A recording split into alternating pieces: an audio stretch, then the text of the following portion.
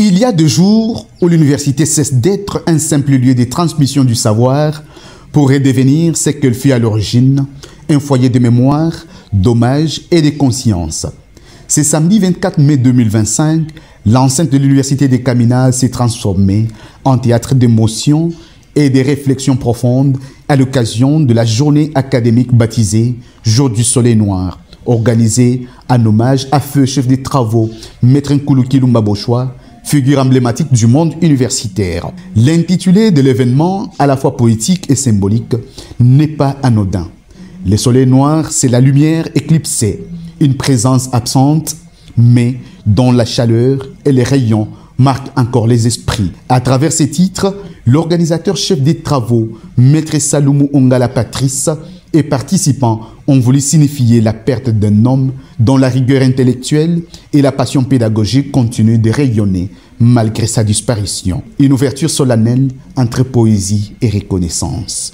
La journée a débuté dans la grande salle Kimpesa de l'université de Kamina, bondée d'étudiants, des collègues enseignants et bien d'autres invités. Le master David Ilunga Lengue, doyen ad interim de la faculté, a dans un silence recueilli donné le temps des activités du jour. Le secrétaire général académique, le professeur Alphonse Kimbalama, à son tour, a salué l'initiative et encouragé les autres à emboîter les pas de la faculté de droit qui s'est distinguée dans le domaine de la recherche.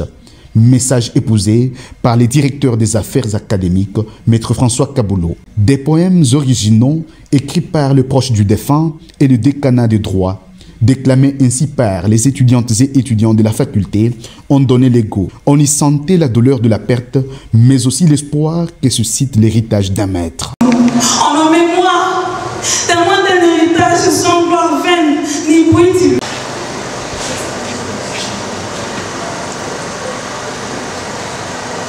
Et dans le monde et dans les corps, ta voix de rigueur, ton rire discret, mes frères sont devenus silence. Me laissez pas si cher. Jeudi 14 novembre 2013, le destin de ta maman. Nommés ensemble, cette fleur, cette chaîne. En l'écart sous la craie et le rôle, à l'effet, taper, ton esprit éclairé, montrant à tous ceux qui faisaient preuve. Et le 19 mai, la terre t'a tous ses morts ici. Mais ton souvenir loin, frappe fort, jamais perdu. Plaidoirie d'une étudiante et un étudiant, concours d'éloquence et une véritable célébration de l'esprit critique et du sens de la justice qui prônait le feu Nkuluki Lumba Boshwa. La peine de mort peut, dans de cas extrêmes, Monsieur le Président, constituer une réponse légitime à des crimes d'une gravité exceptionnelle. Pensons aux actes de terrorisme de masse, aux crimes contre l'humanité, aux meurtres particulièrement odieux.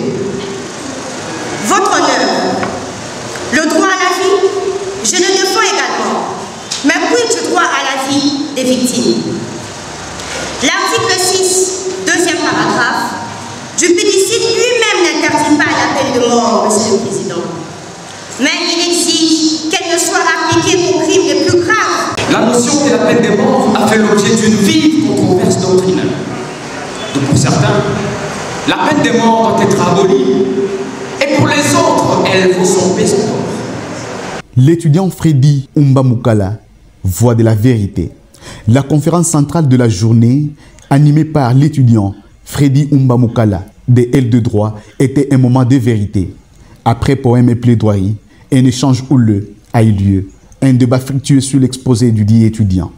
Débat sur la corruption et la peine de mort. Deux visions, une même exigence de rigueur. Enfin, la journée s'est clôturée sur un grand concours d'éloquence jugé par un jury d'exception composé de 6 membres, dont 5 hommes et une dame, 3 juristes et 3 hommes de lettres. C'était une explosion des talents, d'émotions et de pensées. Loin des discours formatés, les étudiantes et étudiants ont livré des performances bouleversantes entre ironie maîtrisée, colère feinte et sincérité désarmante. Un héritage vivant.